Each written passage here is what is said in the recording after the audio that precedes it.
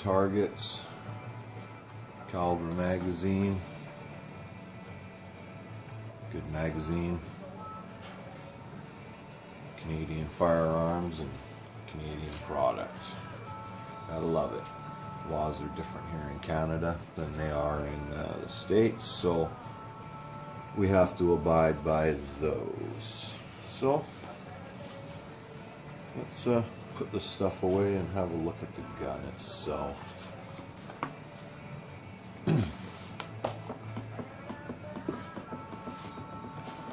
I've had this gun now for just over a week.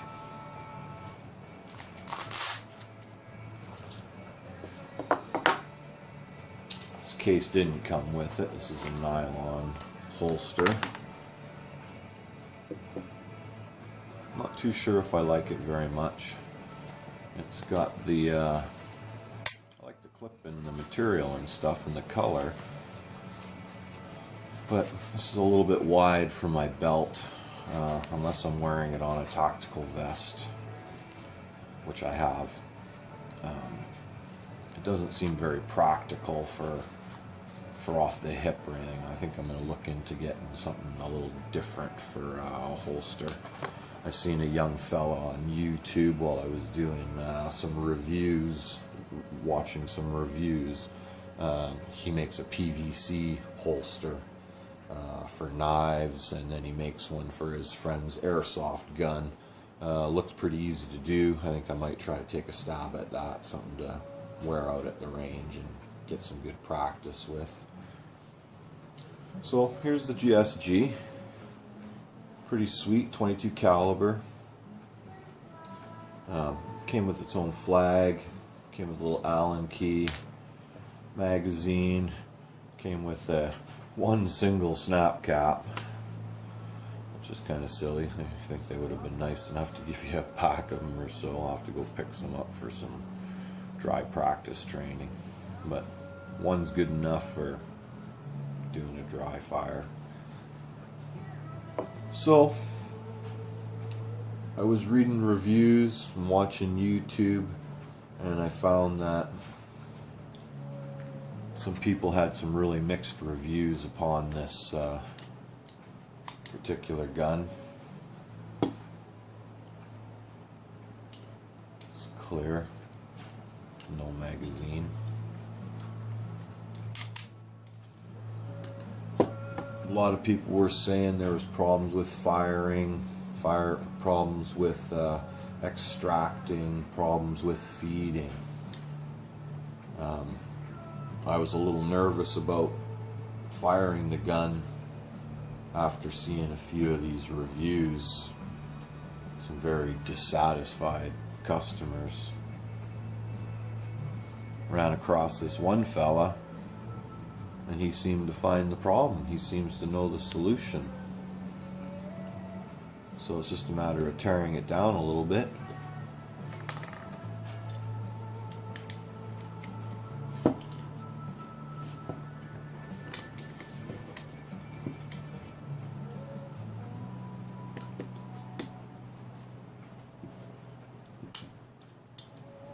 Sorry, seem to be having a problem here.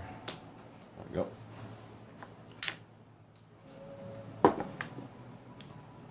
But he seemed to have the solution to it, and he put out a video. So I watched the video, and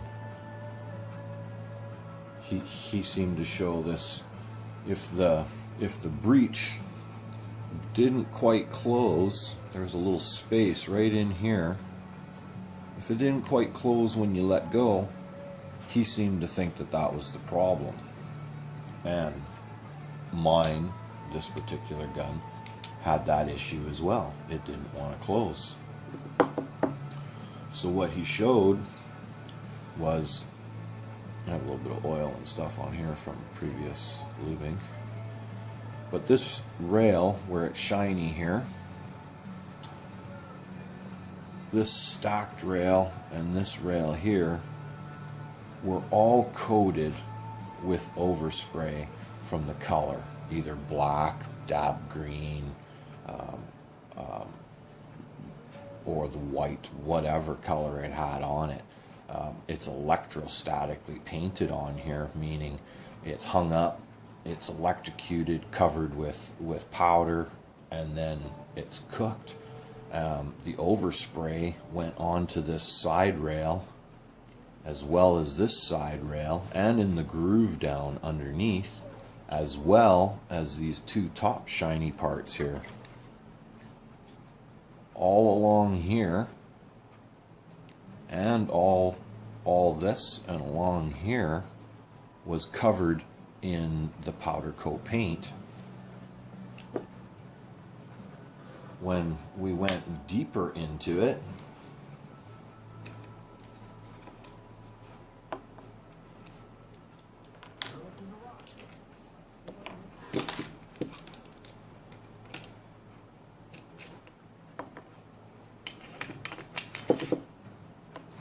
when you take the slide apart, it's the same problem. This inner rail here and this inner rail here had powder coating completely wrapped over in that channel, as well as on this shiny portion here. So I took a 300 grit sandpaper with my fingers, and I just lightly sanded in here and in here. You know, it probably took me less than an hour to do both sides, the rail, as well as these rail, this top rail, here, and this exterior. After I sanded it, it seemed to, it slid really nice compared to what it came out of the box. The reviews saying that there was lots of stovepiping and stuff, that was a sign of things grinding. The fella who did the review that I watched, he showed the sliding action going back and forth like this when he oiled it, and when he took it apart, there was literally sludge, grime, sludge, paint and shreddings from the metal, because this is steel, and because it's a 22 caliber, this is an aluminum slide on here, so it's lighter to because the 22 is not quite as strong as power as a 45 or a 357 to make the steel slide react the way it was. But with a 22 caliber, it's got low pressure, so they need a lighter slide.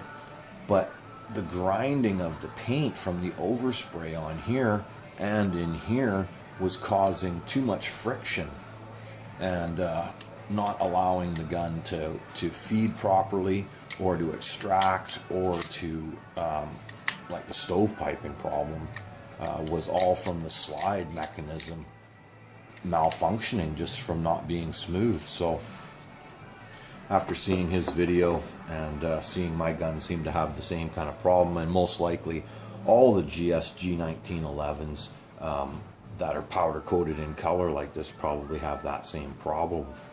So some light sanding, and I actually polished a little bit on this feed right here where the actual where the round wants to come in. It's going to go straight into there. Allows a little smoother feed. Hopefully that'll solve any issues that this particular gun's going to have. Also, I noticed a few of the reviews, guys were showing lots of paint being removed right from this area here due to scratching from these front pieces here. So I also took a little bit of sandpaper and I rounded inside here, right on this edge here. I took off the sharp here and I took off the sharp here, and I kind of made it round outwards a little bit. And now I see with the barrel on here, this now slides so much smoother past everything. Very, very nice. Very nice action there now. pretty pleased with it. So hopefully I won't have any of these other problems from these fellas. They're saying they go to the range, they head out to the range, and then they find themselves utterly disappointed with their gun because it's either stovepiping or it's failing to shoot. You know, how discouraging, right? Being a first-time gun owner, first-time restricted handgun, to go out to the range and find out that your gun's gonna malfunction on you. And besides malfunction, waste a load of ammunition. This guy said he used 300 rounds and over 100 of them stovepiped. Another 100 of them failed to eject. How discouraging. I was surprised. You don't want to tighten that bolt too much, that's for sure. I've heard people stripping it too. If you just use light pressure, it seems to snug up pretty nice.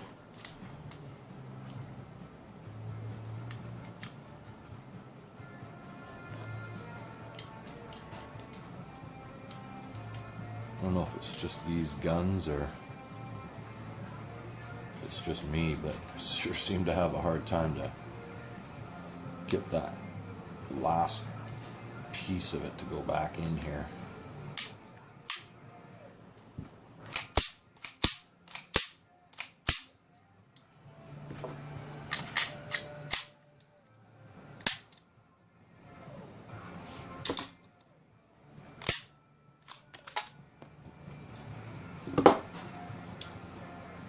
So there it is.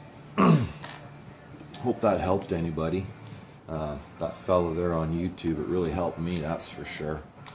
Saved me a crybaby situation about buying a brand new gun and having it fail, or having to ship it back to GSG. You know, a couple of 4-pound, 3-pound gun or whatever it weighs. You know, ship that back. It ain't going to be cheap to cross the ocean from Canada to, I guess it would go back to Germany.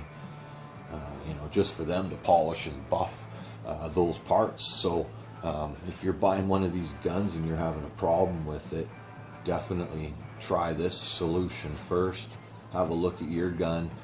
You'll see it if there's paint all over it, coating, overspray. Underneath the slide where I pointed out earlier, take yourself some fine grit sandpaper, you know, 300, 400, you know, smoother the better, right? And just sand it down till it's off, and oil it up and give yourself some action and see how well it slides. Now that I've got all this set up and done, we're going to take it to the range and see how she performs. I got some cheap ammo. I got some Winchester 22 LR. I got, you know, 500 round box for 25 bucks out of Walmart here in Canada, British Columbia, Canada, BC. And we're going to go put some rounds through and see how she performs, and I'll come back and tell you how she performs.